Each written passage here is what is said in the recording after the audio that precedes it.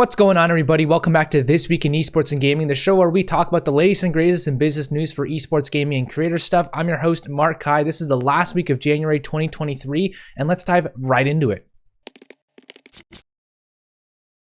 For our first top 3 story, the LCS and the LEC opening viewership has decreased from last year. Both the LCS and LEC have recorded less successful opening weeks than last year. For the LCS, at least, they recorded a decrease in all metrics from hours watched to peak viewers to average viewers as well, anywhere from a 12 to 18.5% decrease. For 2023, day 1 got 775,000 hours watched with 178,000 peak viewers compared to 2022 getting 950,000 hours watched and 204,000 peak viewers. The LEC is similar here. The first week, hours watched at least decreased 7%, peak viewers decreased 12%, and average viewers decreased 16% over the first week from 2022. The LEC has seen new teams like Team Heretics and Koi come given their new slots in the LEC, as well as new formats to this winter split, which is new to the LEC. It's very early days, so I'm not drawing any conclusions here. I'm sure Riot's 100% aware of these numbers, and they're going to try and see what they can do to change these engagements and get those numbers up at least. I don't think esports is decreasing in popularity, but it's probably just because more people are enjoying, being outside, or maybe they don't care as much about the opening weeks as later in the season. That being said, I'm sure as the season goes on, the viewership will reach similar levels, but I just want everyone to know that. Saudi Arabia is investing more into esports and gaming. As most people already know, they've done a ton, but firstly, Gamers 8 is returning in 2023 with a $30 million prize pool for the esports event, which is significantly larger than last year's prize pool. This event is taking place in Riyadh over 8 weeks with esports competitions, panel discussions, workshops, concerts, and community gaming activations taking place. Additionally, the Saudi National Bank also partnered with MasterCard and the Saudi Esports Federation. They aim to accelerate Saudi Arabia's digital transformation and enhance its gaming and esports infrastructure, according to the release. As many people know, they've done so much in gaming and esports very quickly. Savvy Games Group acquired Faceit and ESL, made that merger for $1 billion. The PIF have invested into other huge companies like Nintendo, Capcom, Activision Blizzard, and more with their other presence. So their presence definitely felt. Plus, it's not very easy to just drop $30 million on a prize pool. That's not even including any of the production costs or anything else. So that's just the prize pool. Either way, the approach they're taking, I think, is pretty different from, say France, for example, where they're trying to do something more ground up, building the infrastructure and systems and integration into society rather than just dumping a ton of money. I wonder how France and Saudi Arabia will actually, compare over the next 5 to 10 years in esports.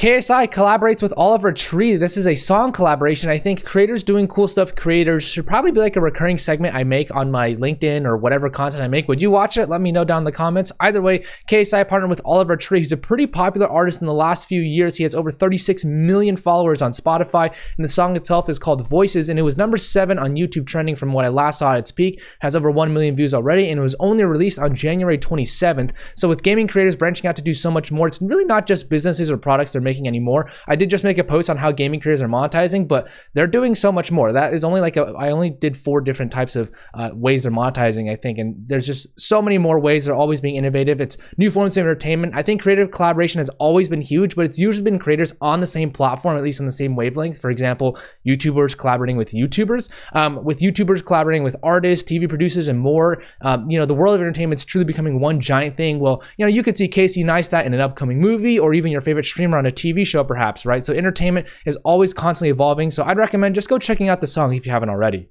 As far as partnerships go, FaZe Clan partnered with Nike. This collaboration will entail an exclusive LeBron Next Gen shoe that comes out with LeBron James' son, Bronny James, being part of the org. I'm intrigued to see how these partnerships will impact FaZe's financials moving forward, or even if they do at all given the stock price. Heroic partnered with furniture company G-Sun. The partnership will entail product development as well as raising awareness about health and comfort for gamers and esports players. Team SMG partnered with MateMate. The energy drink partnership will provide Team SMG with drinks in both carbonated and powder forms, with JJ Lin also being an ambassador of MateMate. Psyonix partnered with Tundra, Gen.G, and Quadrant. All the esports teams just mentioned will be entering Rocket League's in-game shop as a result of being with the new RLCS season. Their cars, banners, and goal explosions will also be added. As far as finance and M&A goes, Merriam-Webster have acquired Quirtle. Quirtle's like Wordle, but instead it asks players to guess 4 words at once using the same 9 guesses. So it's basically Wordle, but you have to guess 4 words, you get more guesses. I briefly tried it, and it's quite difficult, but honestly, I should probably play it more to increase my mental capacity. I think it's pretty fun, too. And either way, it's been added to the Merriam-Webster website, and no purchase price was disclosed. Skybound Entertainment have announced public investment. They are basically welcoming a crowdfunding campaign, and so far it's raised nearly $12 million since it went live. Investments start at $500, and they have over 4,500 investors, which is quite impressive. For reference, Skybound owns the Walking Dead IP as well as Invincible IP. Share Creators raised a $5 million Series A. The round was led by 5Y Capital, with Foxit participating as well. The company focuses on assisting game devs in online collaboration and managing digital files, and will use the funding to launch new tools as well. 𝗠𝗿𝗶 raised a Series A. While the figure was undisclosed, the round was led by Andreessen Horowitz, with participation from Dune Ventures, Makers Fund, POW Interactive, as well as Lolot Ventures. For reference, 𝗠𝗿𝗶 focuses on creating UGC content in games like Minecraft and Roblox. As far as workforce changes go, Victor Frascarelli joins Furia as the global PR executive lead. Victor is a seasoned esports PR person and journalist, as he was most recently with the Esports Insider covering the Brazilian scene. Glad you found a good place for yourself, Victor, and he holds a bachelor's in public relations from Sao Paulo State University.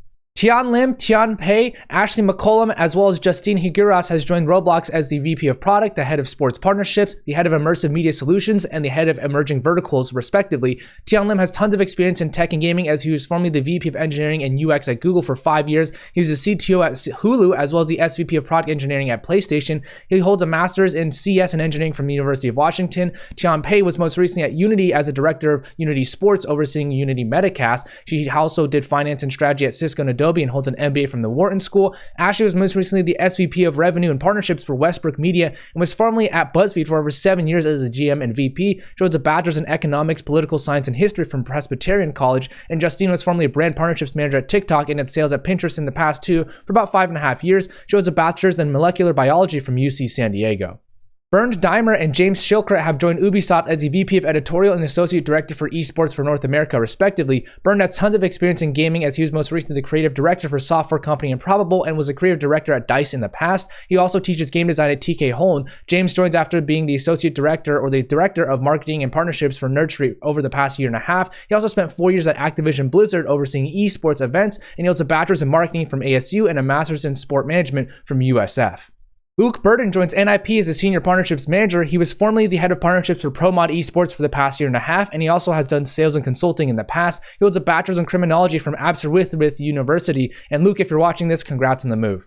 Kate Hall joins Vicarious PR as a PR account manager. She continues to not suck at promoting video games, and she was most recently the PR specialist at Evolve PR for nearly 4 years, and she did sales, marketing, and project management in the past. She holds a Bachelor's in Hospitality Management from the Canadian Tourism College. Scott Lowe joins Firewalk Studios as the Director of Communications. He was most recently the Director of Marketing and Communications for That's No Moon, which is a AAA game development studio. He's also held roles at Naughty Dog, Activision, and IGN in the past, so he's very well versed in the gaming space. Amanda Solomon joins Viral Nation as the Director of Talent Partnerships. She was previously the CEO of Tyrus Talent, which would merge with X1 Talent earlier this year. She's done a wide variety of marketing, influencer, and sales roles in gaming in the past, and she holds an MBA from Chapman University and a Master's of Studies in Law from USC. Helena Malik has been promoted to the marketing head at eFuse. She was previously director of content for nearly 2 years at eFuse, and she originally joined the company as a creative marketing manager. She was formerly the manager of content and marketing at the Cleveland Cavaliers and was a pro esports COD player as well in the past. She holds a bachelor's degree in marketing from Duquesne University. As far as new stuff goes, chess.com have announced a $2 million prize pool. The prize pool is set for its 2023 Champions Chess Tour, which will start on February 3rd, and the tour consists of 6 tournaments with playoffs and 8-player finals later this year. Cool to see chess is getting so much attention nowadays. A new org, Fourth Wall Esports Club, has launched. This esports org was formed by former X7 esports staff, including folks like Alfie Wright, Tony Newton, Robin Cheng, and Niall Lynch. This comes as London Esports rebranded to New Fourth Wall Esports Club. Red Bull have finished their Collegiate Valorant Esports event. The event saw 50 student teams across the globe competing for $20,000 in Sao Paulo, and ultimately Team USA beat Team Canada in the finals to take home the trophy. Good to see more collegiate initiatives in esports. That's it for this week in esports and gaming. Thank you so much for tuning in. Credit to the authors and brands themselves for the images and information provided. And once again, shout out to James Fudge, Hong Yu Chen, and the Esports Advocate for all the great content they're pumping out. If you want to go support them down below, please check out the link. And as always, I would appreciate if you could share this or at least tag someone who might appreciate this. And as always, everybody, take care.